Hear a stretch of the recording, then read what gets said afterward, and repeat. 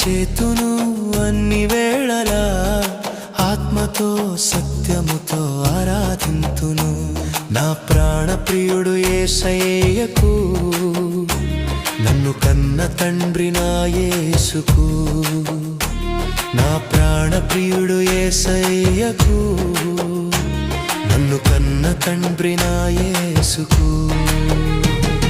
స్తుతిస్తూ